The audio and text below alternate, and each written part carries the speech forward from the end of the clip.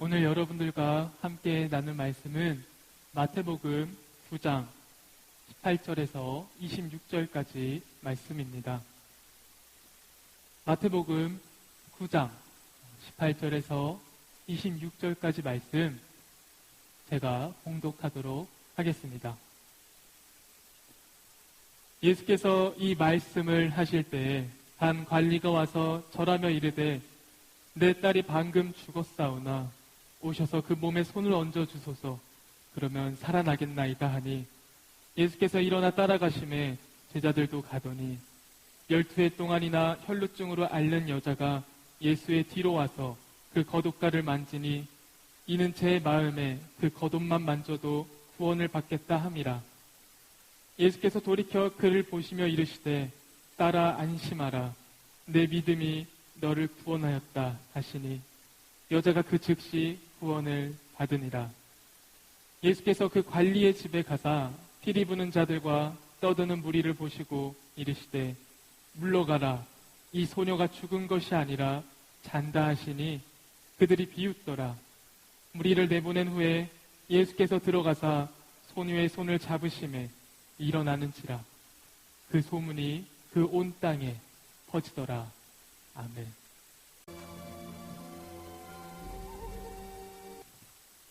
영상에 너무 진한 장면이 있어서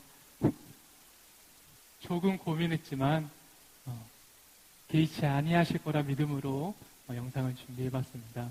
혹시 여러분 타이타닉이 언제 개봉했는지 아시나요?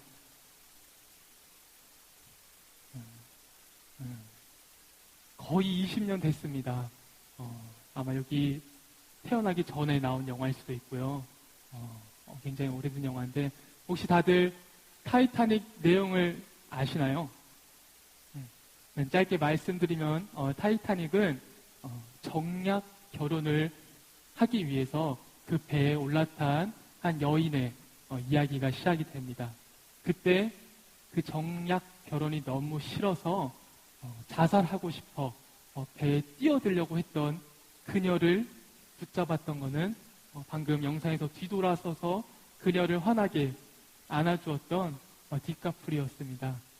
그녀는 그 제한된 타이타닉이라는 뱃속에서 마치 백마탄 왕자를 만났던 그런 경험, 그런 스토리가 바로 이 타이타닉 내용을 짧게 요약할 수 있지 않을까 생각이 되어지는데요.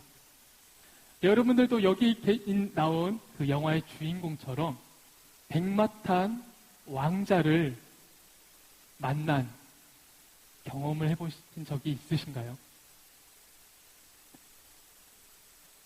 제가 여러 번 말씀드렸지만 저는 조금 늦은 24살의 나이에 대학교를 1학년으로 새로 들어가게 되었습니다.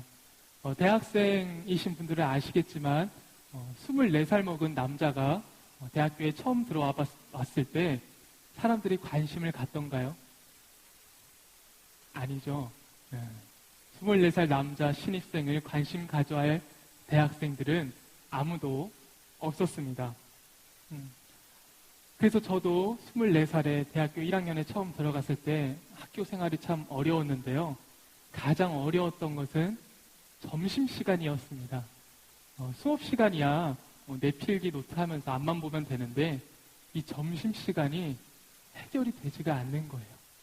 그래서 한 달간은 참 대학생활이 많이 어려웠던 것 같습니다. 근데 정말 다행인 것은 누군가가 저에게 밥을 먹자고 손을 내밀어 주었습니다. 알고 보니 저와 같은 동기 중에 저보다 2살 늦게 학교에 들어오신 형님이 계셨던 거예요.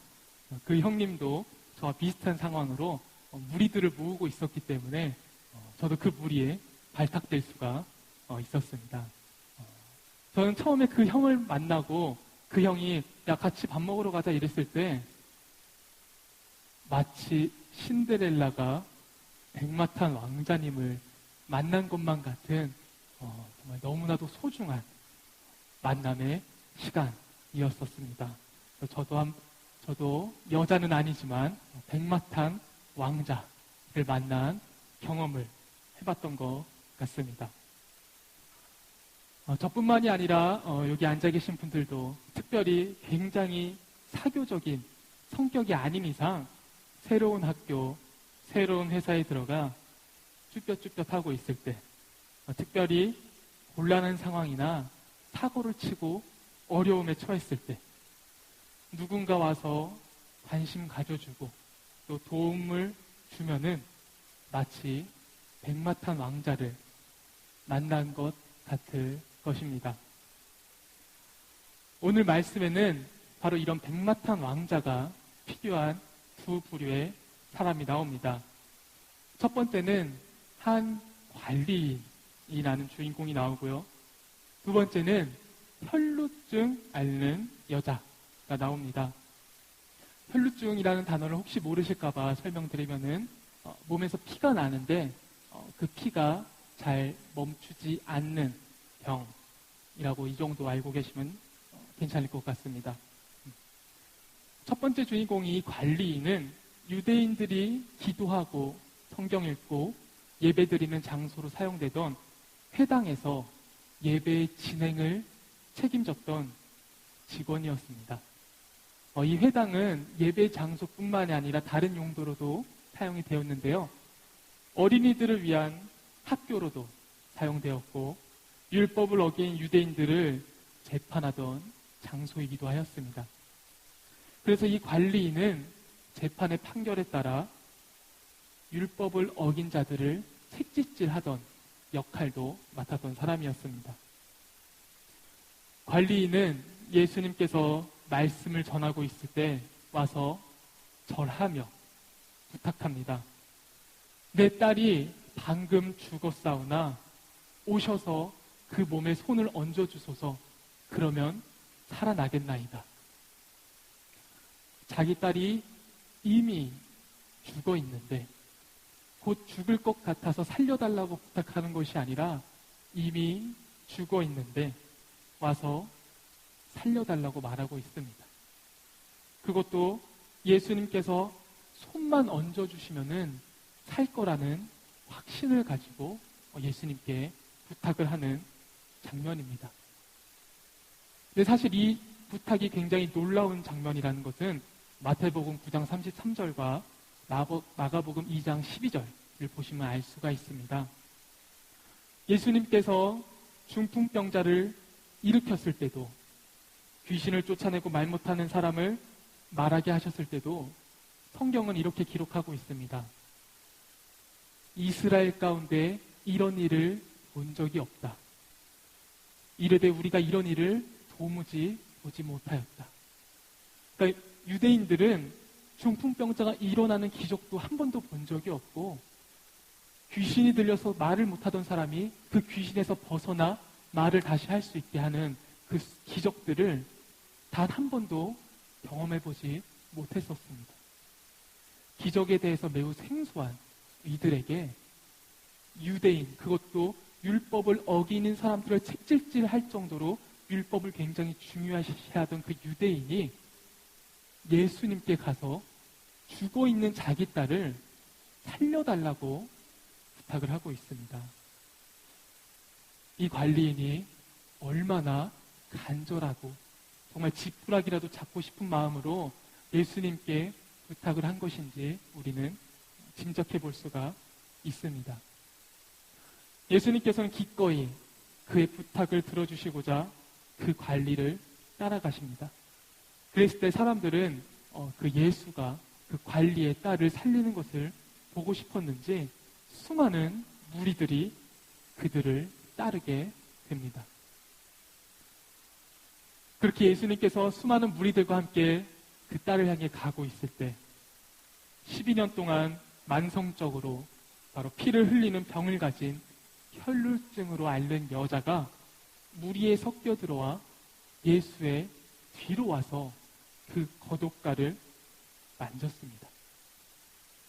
수많은 병을 치유하신 유명한 예수의 겉옷만 만져도 병이 낫겠다고 생각했나 봅니다. 근데 이 여자는 왜 관리인처럼 예수님께 와서 부탁하지 않고 뒤로 와서 겉옷을 만졌을까요? 이 관리인은 예수님께서 수많은 제자들을 데리고 말씀을 하고 계실 때 그 말씀하고 있는 중에 예수님 앞에 나타나서 부탁을 했습니다. 근데 왜 이 혈루증 앓는 여인은 왜 앞에 나타나서 예수님께 정식으로 부탁하지 못하고 뒤로 가서 예수님의 옷자락을 붙잡는 그 행동밖에 왜 할 수가 없었을까요? 레위기 15장에 있는 수많은 율법들에서 우리가 힌트를 조금 얻을 수가 있습니다. 이스라엘 사람들이 지키던 율법에 이런 율법이 있었습니다. 몸에서 무언가가 나오는 유출병에 걸린 사람을 부정하다고 여겼습니다. 그래서 유출병이 있는 자의 몸에 접촉하는 자는 저녁까지 부정하다고 여겼고 그의 옷을 빨고 물로 몸을 씻어야 했습니다. 단지 그런 사람과 접촉했다는 이유 하나만으로 저녁까지 부정하고 그 몸을 씻고 옷을 빨아야 될 정도로 그 유출병에 걸린 사람들은 매우 부정하다고 피했었습니다. 그래서 율법에는 계속해서 이런 이야기가 나옵니다. 남자가 사정을 했을 때도 여자가 월경을 하고 있을 때도 몸에서 유출이 일어난 것으로 부정하다 여겼었습니다. 레위기 15장 25절에는 한 가지 말씀이 더 있습니다. 여인의 피의 유출이 그의 불결기가 아닌데도 여러 날이 간다든지 그 유출이 그의 불결기를 지나도 계속되면 그 부정을 유출하는 모든 날 동안은 그 불결한 때와 같이 부정한즉. 바로 12년 동안 유출병, 혈루증 앓는 여인의 병명은 이렇게 짐작해 볼 수가 있습니다.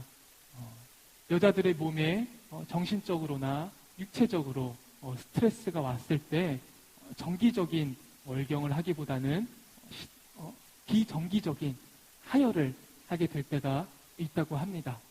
특별히 이제 정신적인 스트레스가 많이 왔을 때 육체가 연약해지면은 주기적인 월경을 하지 못한다고 하는데요. 이 여인은 바로 12년 동안 만성적으로 하혈을 하였던 사람인 것 같습니다. 그래서 사람들은 그녀를 부정하다고 여겼어요. 12년 동안. 유출병에 걸린 사람을 닦기만 해도 부정하다고 하기에 이 혈루병 앓는 여인은 12년 동안 다른 사람과의 접촉이 없었을 것입니다. 왜냐하면 그녀와 접촉하면 저녁까지 부정하다는 유대인들이 지키던 율법이 있었기 때문입니다. 그래서 그녀는 사람들 앞에 설 수가 없었어요.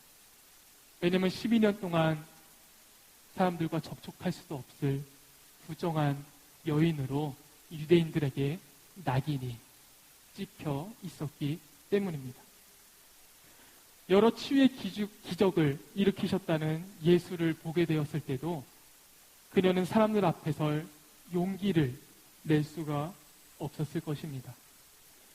그래서 그녀는 무리들에 섞여 예수의 겉옷만이라도 만져본 것입니다. 예수님께서는 그런 여인의 사정을 아셨는지 오늘 말씀 9장 22절에 이렇게 말하고 있습니다. 예수께서 돌이켜 그를 보시며 이르시되 따라 안심하라 내 믿음이 너를 구원하였다.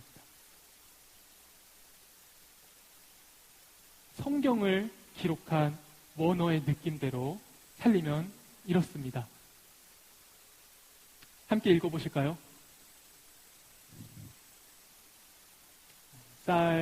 쌀세이 슈가텔 중요하지 않습니다. 이걸 다시 한국말로 번역하면 이렇습니다. 힘내 따라. 다시 앞에 걸로 보여주시겠어요? 하나 더. 따라 안심하라. 이건 사실 우리가 잘 느낌이 잘 안 오죠. 다시 번역된 거 보여주시겠습니까? 네. 힘내라.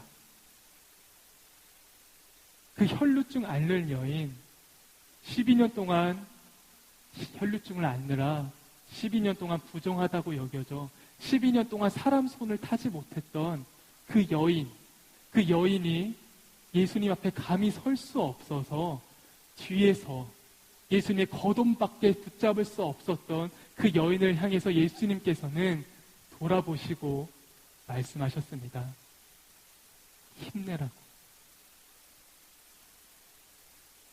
그리고 딸이라고 친근하게 불러주셨습니다. 모두가 부정하다고 여기던 그 여인을 그래서 사람들 앞에서 설 수 없어 뒤에서 예수님의 겉옷자락밖에 만지는 것 말고는 할 수 있는 것이 없었던 그 여자를 위해서 예수님께서는 친히 돌아보시고 그녀를 보시며 힘내라고 격려하면서 딸이라고 친근하게 불러주신 것입니다. 근데 예수님이 지금 무엇을 하러 가고 계셨었죠? 예수님은 지금 관리인의 딸이 죽었으니 그 딸을 살려주기 위해서 길을 가고 계셨었습니다. 이 관리인이 어떤 사람이라고 했죠? 바로 율법을 어긴 자를 책짓질하던 관리인이었습니다. 율법은 어긴 자를 책짓질하던 관리인의 딸을 구해주러 가시다가 율법에서 부정하다고 여기는 여자를 만나 치료해 주신 예수님. 이 이야기를 통해서 마태복음이 하고 싶었던 말씀은 무엇이었을까요? 예수님께서 향하시는 곳은 항상 병든 자, 소외된 자, 율법에서 부정하다고 여기는 자, 율법을 어기는 자들이었습니다. 그래서 그들을 향하여 회당 관리인처럼 채찍질을 하기보단 율법의 원래 정신은 사랑을 보여주셨습니다. 그래서 율법만을 중요시하는 유대인들에게 사랑을 알려주시기 위해서 이 본문 말씀을 마태복음을 통해서 우리에게 알려주고 있는 것이 아닐까 생각이 들게 됩니다. 오늘날 우리 사회에서 혈루증 앓는 여자는 누구일까요? 우리가 우리의 갈 길들을 잠시 멈추고 돌아서 바라보며 힘내라고 손잡아야 될 사람들이 누구일까요? 여러분, 지난 4월 20일이 무슨 날이었는지 혹시 아시나요?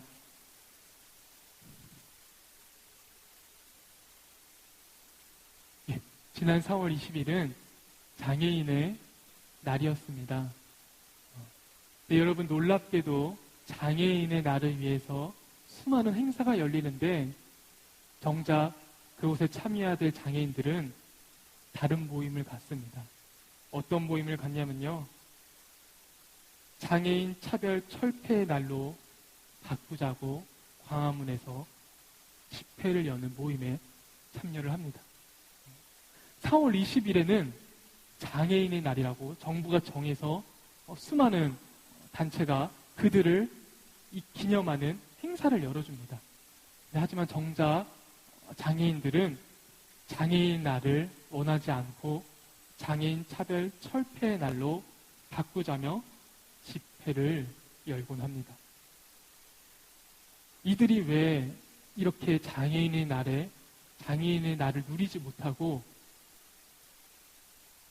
시위를 하면서 장애인 차별 철폐의 날을 부르짖고 있을까요? 우리가 장애인의 날이라고 장애인들을 위한 행사를 열곤 하지만 실제 장애인들의 삶, 그것도 아주 사소한 대중교통을 이용해서 돌아다니는 것조차도 매우 어려운 것이 바로 장애인들의 삶이라고 합니다. 특별히 여기 계시는 자녀를 키워보신 어머니들께서는 아마 유모차를 몰면서 간접적으로 아마 경험을 하실 수 있을 것 같은데요. 우리 사회는 아직 장애인들이 함께 살 수는 없는 사회인 것 같습니다. 그들도 우리와 같이 함께 살아가는 사람들인데 그들의 불편함을 그들이 감수하면서 우리들에게까지 미안함을 여기며 대중교통을 타는 것이 바로 2017년 대한민국 사회의 장애인들이 느끼는 생각이라고 합니다. 그럼 대중교통이 아닌 자기 자차를 사용한다면은 조금 나아지지 않을까 생각할 수 있는데요. 장애인들이 바라는 것은 다른 것이 아니라 같은 공간에서 살아가는 같은 사람으로 바라봐 주는 것을 바로 장애인들이 가장 원한다고 합니다. 하지만 우리가 살고 있는 이 대한민국 2017년 이 사회는 그들에게 같은 사람으로 살아갈 수 있는 공간을 주지 못하고 있는 것 같습니다. 장애인을 위한 여러 제도적 지원도 중요하지만 무엇보다 중요한 것 바로 우리들의 그 장애인들과 함께 살아가는 마음 자세가 아닐까요? 혈루증 앓는 여인은 2000년 전에 예수님께서 이미 용서하시고 힘내라고 딸이라고 불러주셨는데 오늘날 우리가 여전히 그 혈루증 앓는 여인들을 만들어가고 있지는 않은가. 그래서 그 혈루증 앓는 여인들이 사람들 앞에서 나서지 못하고 뒤에서 우리 함께 살아가지 못하고 있는 사람들이 바로 우리를 통해 다시 만들어지고 있지 않은가 돌아보게 됩니다. 예수님께서는 굉장히 한가하셔서 그들을 고치고 다니지 않으셨습니다. 예수님께서는 분명한 목적이 있으셨죠. 예루살렘에 들어가서 십자가에 달려서 모든 사람의 죄를 대신해서 내가 죽은 다음에 다시 부활한다는 굉장히 중요한 목적이 있으셨습니다. 하지만 예수님께서는 계속해서 돌아보시며 자기 갈 길이 있었는데도 불구하고 계속해서 돌아보시며 나의 돌아봄이 필요한 자들에게 힘내라고 격려하고 딸이라고 친근하게 불러주시며 함께하지 못한 사람들이 함께할 수 있는 사회를 만들어가기 위해 예수님의 그 생의 기간을 최대한 사용하셨습니다. 여러분에게도 혈루증 앓는 여인과 같은 삶이었던 내 삶을 예수님께서 돌아보시고 나를 일으켜 주셨던 그 경험을, 그 신앙을 갖고 계시다면은 우리도 그 예수님을 본받아 우리도 내가 할 일 너무 많고 내가 가야 할 길 바쁘지만 예수님처럼 나도 돌아볼 사람들 돌아볼 줄 알고 그들을 격려하는 말을 해주며 함께 살아갈 수 있는 사회를 만들 수 있지 않을까요? 그것이 바로 진정한 예수님의 부활을 기념하는 우리 그리스도인들의, 기독교인들의 삶이지 않을까요? 여러분들은 예수님께서 돌아보셔서 나를 바라보시며 힘내라고 한 그 사랑을 전하고 계신가요? 아니면 내 갈 길 바빠 앞만 보고 가고 계신가요? 마음이 상한 자를 함께